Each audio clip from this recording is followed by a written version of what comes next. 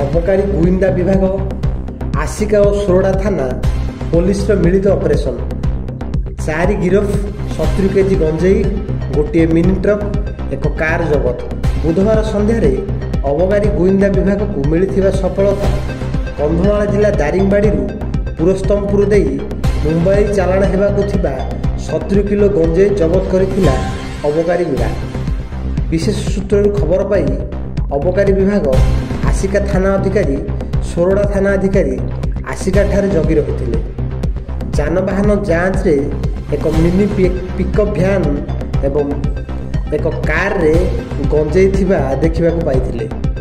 2 ଗାଡ଼ିକୁ ଜବତ କରିବା ସହିତ 4 ଜଣଙ୍କୁ ଗିରଫ କରିଥିବା ବେଳେ ଜଣେ ଖସି ପଳାଇବାରେ ସଫଳତା ହୋଇଥିଲେ। ତଦନ୍ତ ପରେ 2 ଗାଡ଼ିର ଡିକିରେ 70 କେଜି ଗଞ୍ଜେଇ ଥିବା କହିଛି ଅବକାରୀ ବିଭାଗ।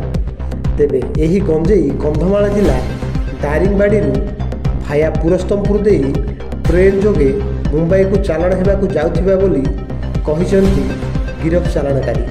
ଗିରଫ 4 ହେଲେ ପୋଲସରା ଅଞ୍ଚଳର ଅଶୋକ ସାହୁ, ଆସିକା ଥାନା ଅନ୍ତର୍ଗତ ନବରଙ୍ଗପୁର ଗ୍ରାମର ଟିଟୁ ପୋଲେଇ ଏବଂ ସୁନୀଲ ସ୍ୱାଇଁ ସମେତ ଡ୍ରାଇଭର ସନ୍ତୋଷ କୁମାର ପୋଲେଇ ଗିରଫ କରି କୋର୍ଟ ଚାଲାଣ କରିଥିବା ଅବକାରୀ ଗୁଇନ୍ଦା ବିଭାଗ ଡେପୁଟି ସୁପରିଟେଣ୍ଡେଣ୍ଟ ସ୍ମୃତିକାନ୍ତ ରାଉତ ସୂଚନା ପ୍ରଦାନ କରିଛନ୍ତି।